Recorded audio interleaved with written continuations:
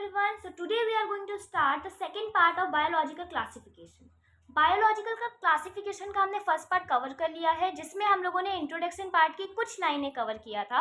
उसमें हम लोगों ने पढ़ा था कि जो एरिस्टोटल थे उन्होंने क्या किया। Aristotle was known as the father of biology and zoology, and इन्होंने on the basis of growth habit plants को डिवाइड किया तीन बेसिस पे, तीन डिवीजन में। पहला था हमारा हर्ब्स, दूसरा था श्रब्स और तीसरा था ट्रीज। इन्होंने मॉर्फोलॉजिकल कैरेक्टर्स लिए कि मतलब जो प्लांट्स है वो दिखने में जैसा होगा उसके बेसिस पे इन्होंने डिवाइड किया।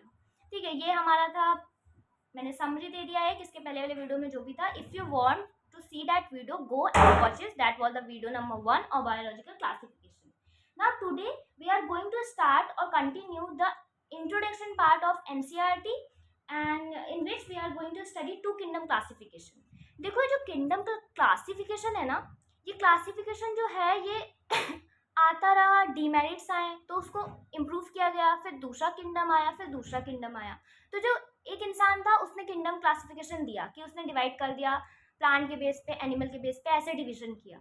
उसके बाद कोई और आया, उसको लगा कि नहीं यहाँ पे डीमेरिट्स है, इसको इम्प्रूव करना चाहिए, उसने इम्प्रूव करके कुछ और दिया। तो ऐसे करके हम लोग बहुत सारे किंगडम्स पढ़ेंगे, 2 kingdom classification, 5 kingdom classification, 6 kingdom classification. ठीक है, तो हम लोग पहले स्टार्ट करने वाले हैं 2 किंगडम क्लासिफिकेशन से। 2 किंगडम क्लासिफिकेशन जो था वो लीनियस ने दिया था।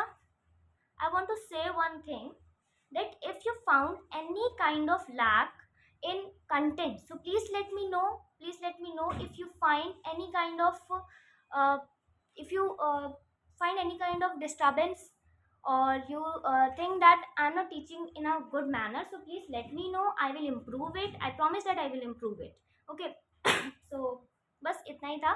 तो आगे हम लोग कंटिन्यू करते हैं स्टडी ऑन द अब ये जो इन्होंने दिया था ना, देखो कोई भी किंगडम क्लासिफिकेशन आता है तो किसी बेसिस पे आता है। ठीक है, तो इन्होंने जो किंगडम क्लासिफिकेशन दिया था वो बेसिस पे दिया था सेल वॉल के, on the basis of cell wall. Cell wall है या सेल वॉल नहीं है, ठीक है, इसके बेसिस पे इन्होंने दिया था। तो सेल वॉल प्रेजेंट होगी तो क्या होगा भाई, बच्चे नहीं हो, क्लास 11th में हो, सेल वॉल होगी तो क्या होगा, ऑफकोर्स प्लांटी। और सेल वॉल नहीं होगी तो क्या होगा, एनिमेलिया। तो इन्होंने यही किया, जिनके पास सेल वॉल थी उसको डाल दिया Plantae kingdom, cell wall present. ठीक है, और दूसरा जो था जिनके पास सेल वॉल नहीं थी उनको डाल दिया एनिमेलिया किंगडम में। ठीक है, तो जिनके पास सेल वॉल प्रेजेंट थी वो थे प्लांटी, जिनके पास सेल वॉल नहीं थी वो थी एनिमेलिया। ये जो प्लांटी थी इसमें इन्होंने रखा बैक्टीरिया को,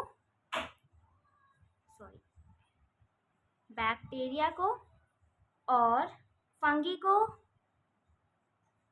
प्लांट्स को, ऑफकोर्स प्लांट्स तो आने ही आने हैं। उसके बाद हमारा आएगा डायटम्स एंड डाइनोफ्लेगेलेट। इन सब के बारे में हम लोग डिटेल में पढ़ेंगे एक एक करके आगे। ओके, सो इन्होंने जो प्लांटी किंगडम थे उसमें बैक्टीरिया रखा, फंगी रखा, प्लांट रखा, डायटम्स रखे और डाइनोफ्लेगेलेट रखे। अब जो एनिमेलिया किंगडम थे इनके पास सेल वॉल प्रेजेंट नहीं थी, इसमें कौन कौन आता है, इसमें आते हैं हमारे amoeba, paramecium,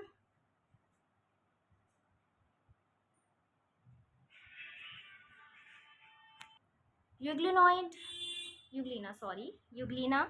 and the last one is animal. Of course animals को तो आना ही है, एनिमल्स। ओके भूल जाते हैं, कोई नहीं। सो जो हमने देखा कि जो 2 किंगडम क्लासिफिकेशन था जो कि हमारे लीनियस जी ने दिया था, किस बेसिस पे दिया था, सेल वॉल के बेसिस पे दिया था। सेल वॉल होगी तो प्लांटी, सेल वॉल नहीं होगी तो एनिमेलिया। Sorry for disturbance. तो हम लोग कहाँ पे थे कि सेल वॉल होगी तो प्लांटी, सेल वॉल नहीं होगी तो एनिमेलिया। ठीक है, तो प्लांटी जो होंगे, प्लांटी में इन्होंने रखा बैक्टीरिया को, फंगी को, प्लांट को, डायटम्स को और डाइनोफ्लेगेलेट्स को। जहाँ पे सेल वॉल प्रेजेंट नहीं होगी उस किंगडम को कहा जाएगा एनिमेलिया। एनिमेलिया में इन्होंने रखा अमीबा को, पैरामीशियम को, यूग्लिना को और एनिमल्स को। ओके, नाउ इस किंगडम के आए कुछ डीमेरिट्स। देखो कोई भी इंसान है कुछ देता है तो a man is not perfect. Okay, so हर एक चीज़ के कुछ ना कुछ डिमेरिट्स आएंगे। लीनियस ने एक शुरुआत किया, 2 किंगडम क्लासिफिकेशन दिया, छोटा सा क्लासिफिकेशन दिया, कुछ डिमेरिट्स भी आए, तो डिमेरिट्स देख लेते हैं हम। तो डिमेरिट्स डीमेरिट्स आना कोई बुरी बात नहीं है। ओके, लोग सोचते हैं कि कुछ नहीं कर पाए, डीमेरिट्स दे दिया, बट देखो अगर आप कोशिश करोगे, कुछ करोगे तो डीमेरिट्स आएंगे।